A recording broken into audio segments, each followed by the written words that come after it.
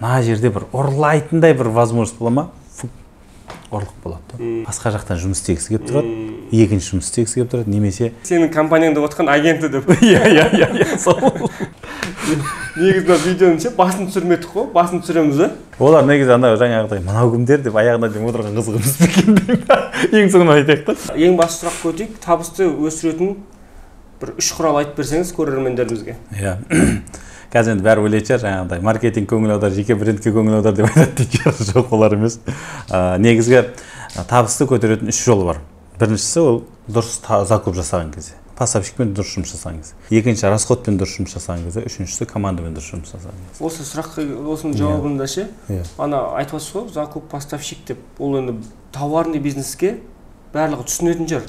Ал басқа бизнестер бар ғой, біреу медицинский центр бар, біреу тағы да бір. Вот, осы жерде мен былай айтайын, мысалға көп даже услуганың өзінде елдер ойлайды, бізде себестоимость деген жоқ деп. Услуганың өзінде сөйде ойлайды да. На самом деле қазып келіп қарасақ, мысалға продукт есть продукты да. Продукттың шығаратыны осы услуга бар. Мысалға біздің ситуацияны алатын болсақ, мысалы сіздің жұмысыңызда. Сізде кімдер? Видеогруптар мен монтажерлар ол уже біздің продукты да. Былайынша алатын болсақ. Егер де біз видеогруптар мен монтажер режиссерларға дұрыс қызмет атқарсақ, біздің уже келесі этабына спокойно шығып кете аламыз да. Мысалға мен тоже осыған ұқсас не бар? Медицинский центр. Медицинский центрге келсем, ол жерде айтады, бізде себестоимость жоқ дейді да. Қалай жоқ сенде себестоимость? Себестоимость бар. Өйткені өзегі, любой нәрсенің өзегі бар, мысалы сыздауықтың өзегі бар, дұрыс қой? Сол сияқты әр нәрсенің өзінің себестоимости бар да. Мысалға аренда инструмент дейді. Аренда инструмент ойлайды, былай аламыз да, инструмент аламын да мен. Болды ғой, бұны 1000 рет сатамын дейді да. Мен айтамын, жоқ, 1000 рет сатқаннан қайта инструмент алуың керек қой. Мысалға 6 айда инструмент ауыстыратын болса, 6 айда есептейсің. Сөйтесің де 1 айда шыққан себестоимость шығарасың. Мысалға 1 айда сатылым бар, оның уже 6 айдан қайта инструмент алуың керексің. Сол кезде даже аренда инструменттің себестоимости 40%-ке шығады да. Былай қарасаң, ауа. Или даже мысалы мынандай здание, квартира аламын да, болды мен 500 мың деген бәрі менікі ғой дейді. Көбісінің қателік жасайтын да. Осы жерде. Мен өзімнің ғимаратымда болсам, аренда төлемеймін дейді. Иә. Ақшам бәрі өзімде қалады деп ойлайды. Бірақ ана төлеп жатқан ипотекасына көп кетіп, бәқтен аяққа тұра алмай қалып жататын жағдайлар бар. Иә, бізде мынандай жағдай болды, мысалы бізде логистика фураларымыз болды. Бірінші кезде біз жаңағыдай гипотезамен фураны алдық, 1 миллион теңге ақша түсеме, біз ойлаймыз, сәл әркісін қойдық, 1 миллион теңгенің бәрі менікі деп ойладық да. Бір күні мен 6 ай жүрген жоқ, ол фура 4 ай жүргеннен кейін мынау Шымкентке келіп ремонт атқан кезде, оған просто 2 миллион ақша құйған кезде маңдайымды ұрдым да, мысалы. 3 айдан кейін мен 2 миллион ақша құйдым ана. Түскен негізгі табысы өзіне қайттан құйып жіберіп жататын да. Негізі қанша түсті фурадан? Енді айына где-то бір 2 миллионға дейін ақша түсті да. 3 айда 3 айдан кейін алдында мен 6 миллион түсірдім да, қайтадан 2 миллион өзіне қайтып бердім да. Мен содан кейін есептедім, так, значит мен просто 20% ақшаны өзіне себестоимость қылуым керекпін. Неге? Мысалға мыналардан фура кетіп баратады, ана жерде бірдеңесі бұзылса, сол қаладан барып ала салады да, себестоимость бар өйткені. Ал енді бізде ақша жоқ кезде тұратынбыз, айтамыз, келгесін істе дейміз ғой. Сол кезде не болады, ана жаққа барып келемін дегенше ол бір нәрсе, екінші нәрсе износ қылады да. Екінші, үшінші нәрсені, даже элементарный баллон. Мысалға біз тұрамыз да фураға баллонның экономдаймыз да. Ал кетті да уже. Сол кезде ол баллон жарылып кетсе, үстіндегісінің барлығы кетеді да уже. Бизнесте тура сондай ғой. Иә. Бір нәрсе ақсаңдап жатқансын барлығын тартып неге түсіріп отырады. Сосын ойлайсың, негізі командам дұрыс емес, нормальный адамдар жинау керекпін деп. Ал шын мәнісінде анау түбінде баллонда болып тұр ғой. Иә, сұрақ сол жерде тұр да. Иә, мына оңға тарта береді деп рулин жинап жүрсің. Иә. Сөйтсең рулин нормальный да на самом деле. Сол ғой. Сол үшін де мен мысалға қай компанияға кірсем де міндетті түрде себестоимость табамын да. Қалай болса да. Бағана, значит, табысты 2 есе өсіретін 3 құралдың ішінде. Бірінші ол себестоимость, закуп, поставщик дейміз. Поставщик. Екіншісі ол біздің неміз, расходымыз. Үшіншісі ол команда. Енді ол төртіншісі бар. Төртіншісі ол мысалға негіз төртіншісінде қосып кетейін. Төртіншісі бар, компанияның иелерінде мынандай проблемалар шығады, когда мен кіріп шыққаннан кейін. Өзінің ақшасы мен компанияның ақшасының ортасын бөлмейді да. Либо 100% өзіне жұмсайды, либо 100% компанияға жұмсайды да. Вот сол жерде реинвестиция деген пункт бар да. Мысалға ана бухгалтерлердің басқа тілмен алатын болсаң, ол ана немен алады? Товардың ана өзінің құнын жеп тұрады ғой. Не дейтін еді оны? Амортизация. Амортизациямен есептейді, но бірақ ол амортизация қай кетіп жатқан ешкім есептемейді да. Вот сондай нәрселер өте көп та. Вот мысалға енді осы 4 пунктке қатты көңіл аударса, уже автоматом ол шығады. Өйткені мен бір нәрсеге көзім жетті да. Егер де сізде продукты болса, сату оп-оңай екен да. То есть фундаментің дұрыс болса, сату оп-оңай екен да. Ал енді фундамент дұрыс болмаса, сол жерде үлкен сұрақ бар да. Яғни поставщик, расход и команда. Поставщик дегеніміз тауардың өз-өзіне кететін шығыны. Комментарияға жаза кетіңіздер, жалпы не нәрсе қызық, сол нәрсені ендігі видеода толығымен талқылаймыз. Өйткені мына ішіндегі әр жіліктің өзі 2 сағаттық 3 сағаттық әңгімеге созылайын деп тұр. Сондықтан да қазір қысқа нұсқа қайырамыз. Сұрақтарыңыз болса комментарийға қалдырыңыздар. Вот мына жерде мынандай не бар да, мысалы поставщикті алайық. Поставщиктің өзі 4-ке бөліп тастайсың. Бірінші мысалға остаток товар. Товардың өзінің мөлшерінен көбірек алынуы. Біздің қазақтар совет өкіметін көрген ғой, аштықты көрген да. Товар, складта товар болмаса, как будто компания жүрмейтін сияқты. Ал екінші, товардың мақсаты не? Ол жаңа қойманың синонимі бар ма? Қойманың синонимі еш нәрсе қоймау керек біз. Орысша бірақ склад ол. Қоятын жер. Екіншісі ол мысалға қарызға зат алу. Қарызға зат алу жаңа бағана айтып кеткен сияқты, мысалға сіз поставщиктен қарызға зат аласыз 14 күнге консигнациямен 1 миллионға зат алдыңыз. Бірақ 14 күннің ішінде сізде 500 мыңға ғана зат саттыңыз ол затын. Бірақ аяққа 1 миллион қайтаруыңыз керек. Үстіндегі 1 миллион 500 мың не істейсіз? Уже расходыңызға кіресіз, маркетингіңізге кіресіз, командаңызға кіресіз, арендаңызға кіресіз, бәріне кіріп кетесіңдер. И конечный итог өзі қарайсың, жаңағы біздің негізгі қазіргі індет қандай? Мысалы, компанияның иесі ғана ақша таппайды, қалған бәрі ақша таппайды. Компанияның иесі ғана ақша таппайды. Үшіншісі бұл әрине жаңағы не? Біріншісі мен жаңағы остатокты айттым, расходты айттым. Үшіншісі бұл уже ассортимент. Бізде ойлайды қазір ойбай ассортиментім болмаса ешқашан бұл компания жүрмейді. Біздер 2017-де 35% біздің ассортиментті азайтқан кезде, наоборот компания 5 есе алдыға өсіп кетті да. Я, өйткені мен оны даже ол екінші маған пример болды. Мысалы, продуктовый магазинде ол келмейді деген арада спор өте көп болады, қазір айтайын. Строительный магазинде келмейді деген спор көп болады. Именно осыны білейін деп Москвада көріп қайттым осы теманы. Негізі көрермендеріміз қызық болған болар, әр түрлі бағыттарды әр видеода талқылап отырайық. Медицинский центрді, продуктовый магазинді. Келесі видеода продуктовый магазинді талқылайық. Сол видеолар жібермей алу үшін тіркеліп қойыңыздар Бәкең каналына. Вот осы нәрседе мысалға мен уже басқа компанияға барған кезде обороттары 3 триллионды. Бір күнде 600 фуро сатылады да, азанда 600 фуро зат кіреді, кешкілік таусылады ол. Сонда біз оларға сұрақ қойдық, чем секрет деген кезде ол айтады да, біз ассортимент сужать еттік. Элементар нәрсе біз ассортимент сужать еттік дейді. Осы нәрсе кетті. Көрдіңіз ғой? Енді уже төртінші нәрсе біздер мысалға бонус аламыз дейміз да, тоже жаңа ассортиментке кіріп кетеді. Мысалға Coca-Cola'ны алайық, магазинде бар, Coca-Cola алу үшін олар айтады бонус береміз дейді, андай суммадан дейді. Вау дейсің да. Но бірақ ол бонустан суммамен береміз дейді. Бітті да сол жерден бастап біз не істейді, артыңызда өтпейтін зат көбейе береді артыңызда. Біз негізі кей кезде қарыз деген нәрсені немесе консигнация деген нәрсені өзіміздің мүддемізге қолдана алмаймыз да. Мысалы бір ретте мен түріктердің компаниясымен осылай бір обмен опыт жұмыс жасағанбыз. Аналардың жұмыстарын көрсеңіз, мысалға айтады да, біздер дейді клиенттерге зат беру үшін оларға айтамыз дейді, егер де сенің қоймаңдағы затты мен остатоксын көре алмасам, мен саған зат бермеймін дейді. Неге деп сұрақ қойған кезде, мен сіздің компанияңыздың банкрот болмайтынын мен анықтап отырамын дейді да. Мысалға бір затты сен көбірек алдың ба, келесі жолы айтамын дейді, сен мына затты енді азырақ ал, өйткені әрі қарай өткізе алмай қаласың. Мына жақта енді тағы да бір темасы бар, біз біреуге қарызға береміз ғой ақшаны. Осының барлығы біз заттың айналасында тұрдық та. Енді қараңыз, осы бір 4-5 инструменттің өзін жіліктейтін болсақ, каждый детально кіресің көрші. Осы жерде да сұрақтың бәрі. Өте керемет. Менде мынандай сұрақ бар да, ассортименттің ішінде. Мен өзімнің мысалымды келтірейін. Баяғыда біз ойлаған сонда үлкен қателіктер жасадық. Табысты қалай көбейтеміз деген сұрақ қойған кезде бірінші ол ассортимент көбейтейік деді. Енді балаларға кино түсіреміз. Ақыры енді келіп жатыр екен, биді үйретейік, ән үйретейік. Қазір тағы бір қол өнер үйірмесін ашып қояйық деп. Ол жерден үлкен қателік жасадық. Сол да кірем ол ассортиментті көбейту дегенге керек емес нәрселерді сол да кіреді. Бізде ол күнде жасаймыз ғой негізі былайынша енді. Бірақ доза болу керек та. Мысалға енді осы нәрсеге қалай кіріп кетпейміз, мысалы новый товарларды қалай кіргіземіз дейтін болсаңыз, саталитарный деген модель бар да. Оның мақсаты қандай? Мысалға сіздің компанияңызға 100% болса, осыны как 70-80%-ің аумағына қоясыз да, 20% проба жасап көресіз. Бірінші пробаны тықтыңыз, если не получилось, алып тастайсыз. Пробаны тықтыңыз, не получилось, алып тастайсыз. Масштабно кірме деп жатсыз ғой, иә? Бірден біз не істейміз, мынаны тастап кетіп, мынаны кіріп кетеміз, сүңгіп кетеміз ғой. Біздердің эмоцияға берілетін бірден-бір неміз идеяның кезі бәрі күшті болып тұрады ғой. Вау дейсің да, соған сүңгіп кетесің ғой. Сүңгіген жеріңнен қойсың да. Осы жер бар да. Мысалға ассортиментке ол просто саталитарный модельмен кіру керек. Проб жасайсың? Жоқ. Проб жасайсың? Жоқ. Тест деп айтатын сол ма? Тестировать етуіміз керек қой постоянно. Енді поставщикті қазір кішігірім талқыладық. Иә. Енді расход. Иә, расходқа келетін болсақ, енді ол жерде мысалға екі жағы бар да. Слишком қатты экономға кетпеуіміз керекпіз. слишком қатты жаңағы разбаловать етпеуіміз керек та расходты. Енді ол жерде мынандай әңгіме бар да, мысалға неге экономдамауымыз, мысалы мен өзімше бір нелерді қойып қойдым да. Негізі қараңыздар да, бұл формуланың барлығы жаңағы біреулер айтады авторский дей ма, енді менге де ол авторский есептелетін шығар.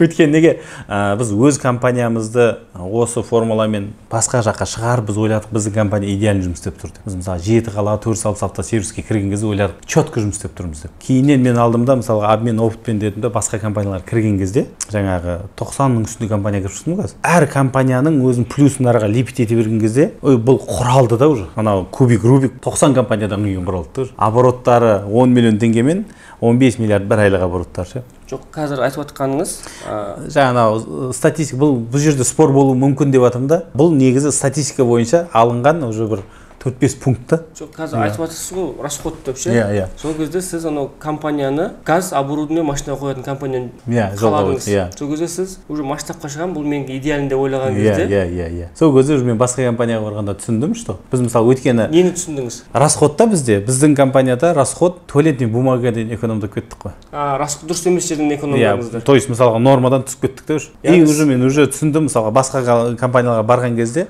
айтты, Бақтияр, хочешь, не хочешь, мына жерде расходты экономдай алмайсың. Неге? Мысалға там торговый домнан место алдық дейді. 1 миллион теңге. Но, соответственно, оның саудасы да сондай ғой дейді, 100 миллион ғой дейді. Мен қазір барып сен айтқан бойынша расходты экономдайын да, бар да, қаскелеңне барып ашайын дейді. Мысалы, қалаң шетінен ашайын дейді. Орда мен да 30 мың теңге төлермін дейді. Бірақ саудам 2 миллион теңге болады ғой дейді. Смысл қандай онда дейді. Сол кезде түсіндім да, расход 10%-тен төменге түсіруге болмайды, 20-дан көтеруге болмайды. Өйткені мен уже қанша уже мынау 100 деген компанияны ашқан кезде среднем расход где-то 12-13% екен. Ненің расходы? Бүкіл мысалға ол жерде расходты айтпақшы, күшті сұрақ. Өйткені расходтың ішіне мысалға айлықты қосып жібереді, айлық жоқ бұның ішінде. И сосын товарға беретін ақшаны қосып жібереді, ол жоқ. Расход дегеніміз мысалға постоянно перемены 3 расход болады ғой. Прочие постоянно переменные. Постоянныйға не кіреді? Фиксируем, мысалы аренда, интернет, не деген сияқты. Переменныйға не кіреді? Переменныйға комуслуга, ГСМ деген сияқты. То есть сіз постоянно төлейсіз, но бірақ ол ойнайды. Өзінің несіне байланысты. Ал енді прочий деген ол күнделікті там 2 айда бір рет ремонт жасап жібердіңіз, прочий расходтар. Қайталанбайды, но бірақ чуть-чуть болады да. Кстати, бұл расходтың ішіне еще маркетингтің ақшасы кірмейді. Осы жерде де өйткені көп адам маркетингтің ақшасын алады да расходқа тығып жібереді ғой. Сосын расходқа кірген кезде немен айналысады? Экономиямен айналысады. Сөйтіп рекламадан экономдайды. Рекламадан экономдайды. Қайтадан соответственно уже клиенттің сағасын жабады да, грубо говоря. Осы жерлері бар да. Расход осы мысалға 20-дан асырмайсың, 10-нан түсірмейсің, среднем 10-12 ұстап тұрасың. Тағы қосатыныңыз нәрсеңіз бар ма расходқа? Енді расходтың ішін жиліктей бересің ғой негізі. Негізі жиліктей бересің. Яғни бағана айтқандай бірінші поставщик, поставщикке мән беру керек. Ол дегеніміз товардың жаңағы бір сөзбен айтатын болсақ, компания қай кезде ақша табады, қай кезде дұрыс закуп жасаған кезде. Закуп дегеніміз ол товарды дұрыс алған кезде, продуктын дұрыс таңдаған кезде да. Ойлайсың, продуктын дұрыс таңдаған кезде ғана компания ақша табады да. Дұрыс емес, сатқанда емес, дұрыс товар таңдаған кезде. Оны определять етесіз қандай жолмен? Оны уже болды, уже мысалға ассортиментің бар, определять етіп аласың. И уже жаңағы поставщиктен алатын, алдынан алатын условияңыз бар. Мысалға негізі поставщикпен сет дейміз ғой, филиалдың өзі сағасы бірдей болып тұру керек та. Мысалға мен продуктовый магазинде бір магазинмен отырған невыгодно. Бір поставщикпен отырған невыгодно. Бір магазинмен отырған. Поставщикке бір магазинмен отырған невыгодно. Мысалға, өйткені мынандай ғой, магазинде бір актер рекламада қандай? Сүт арзан болса, жұмыртқа арзан болса, рашки арзан болса, кола арзан болса, чипси арзан болса, сонда адам бар да, былайынша алатын болса. Енді олар не істейді? Мысалға поставщикке келген кезде айтады, мысалға шемішкі май алам дейді. Ең төмен баға бермаған дейді ғой. Ол айтады, маған 1 миллион теңгеге ал дейді. Шемішкі майдың өзі. Ал сондай бір 200-300 ассортимент бар да. Енді істейді ол, шемішкі майды әкеліп қояды да, енді кола алайын десе ақшасы жоқ. Осы жерде кетеді да. Ең арзан продуктын сатып отырады.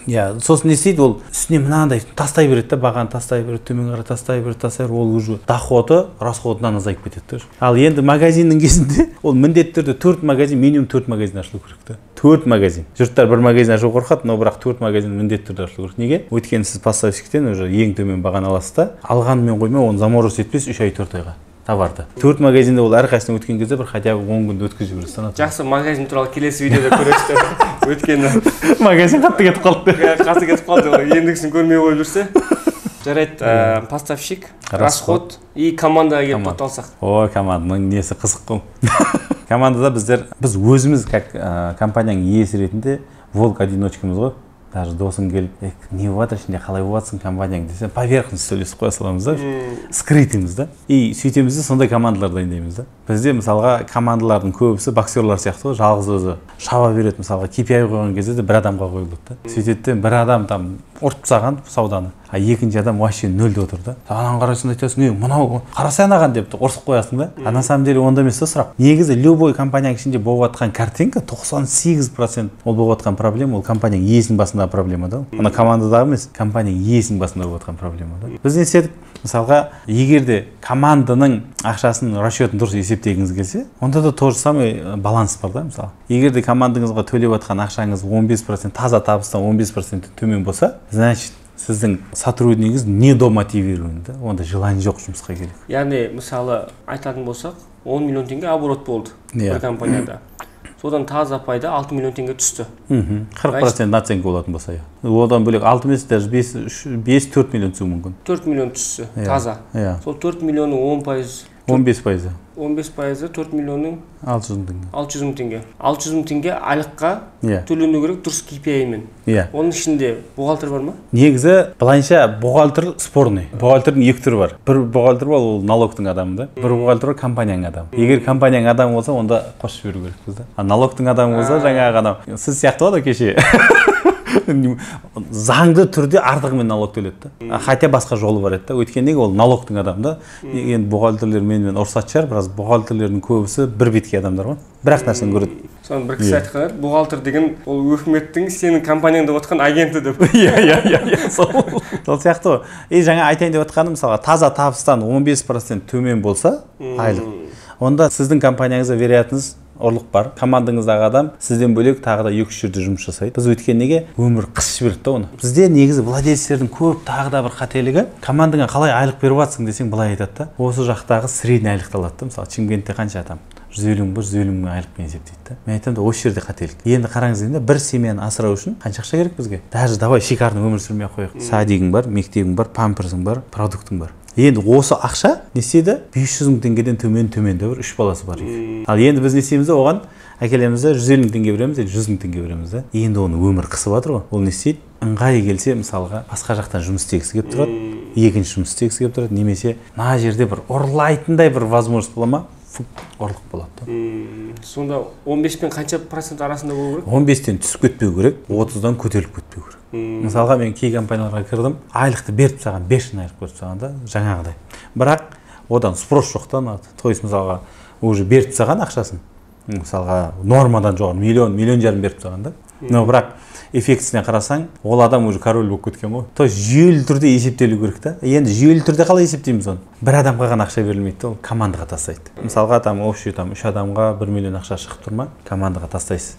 3 адамның біреуі келмей қалды, мен жұмысқа келмей қалдым ғой, мысалы бүгін менің шығып тұрған айлығым там 10 мың теңге болсын. Қалған екеуі бөлісіп болады. Сол кезде мына 2 адамға обидно болмайды. А когда сен, мысалы біз сотрудниктерді штрафовать етеміз ғой жұмыстан кешіккен. Штрафты аласың да не істейсің? Компанияға тастайсың ғой. Компанияға тастаған кезде кім жаман?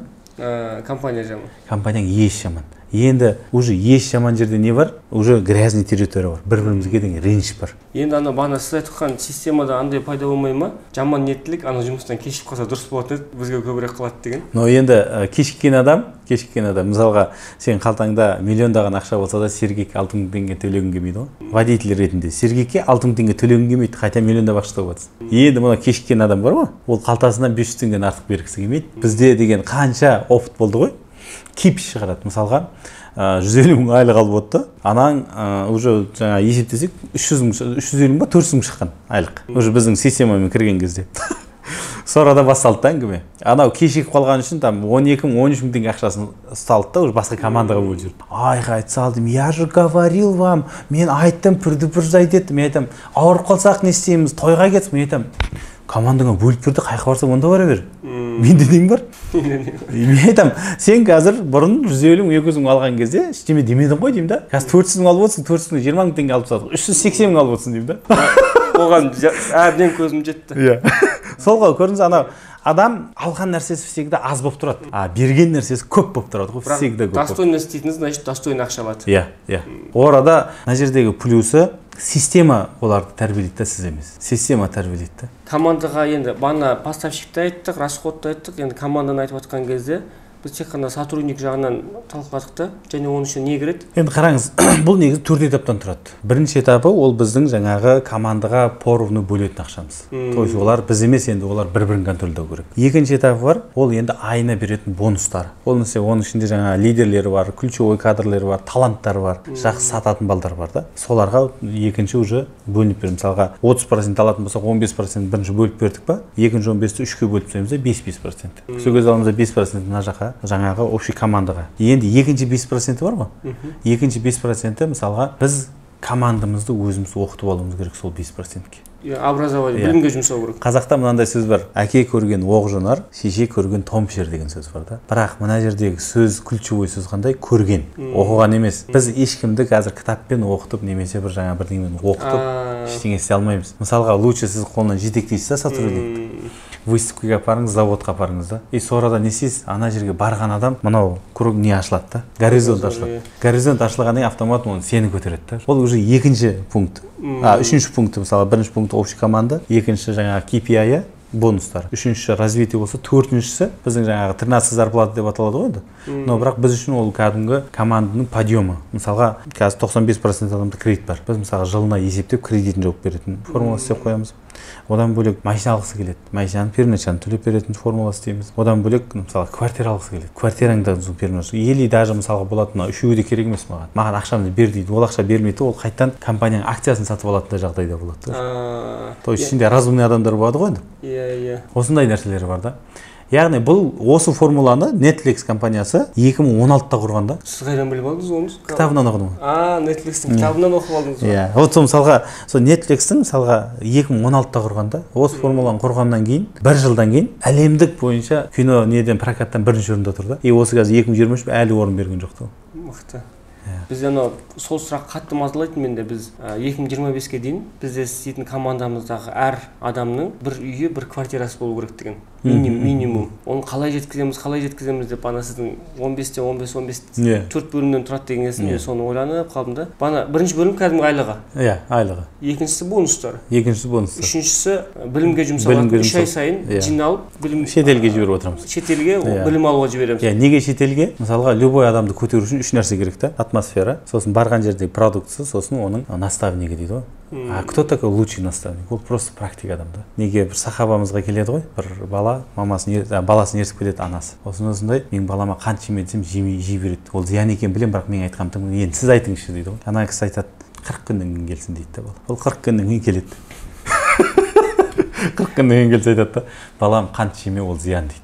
Ана әйел жынданады да, сіз деген 40 күн бұрын айтсаңыз болатын еді ғой бұл әңгімені деп. Сол кезде айтады да, мен 40 күн өзім қант жеген жоқпын деп. Не үшін біздер мысалға адамдарды именно заводтың ішіне неге апаруымыз керек? Потому что орда практиктер отыр да. Түтіп жейтін практиктер бар да. Сол үшін керек. 40 күн мен не жеген жоқ, анаған ақыл айтпағанша өзім бірінші көрейін деп. Иә, бірінші через себя надо пропускать.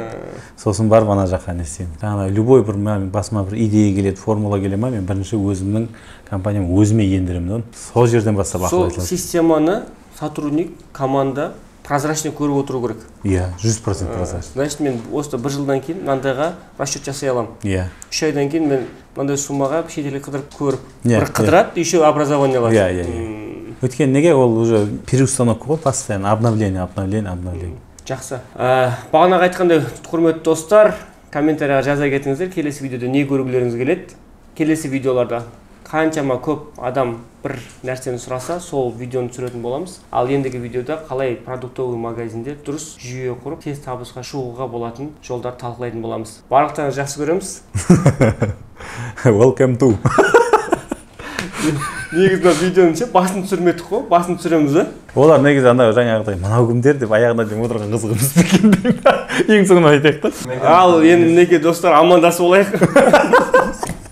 Бұл канал Бақтияр мырзаның өзінің жеке каналы. Алла қаласа осындай көптеген видеолар түсіріліп, көп адамдардың болын, проблемасын, мәселелерін шешіп отыруға бел буып отырмыз.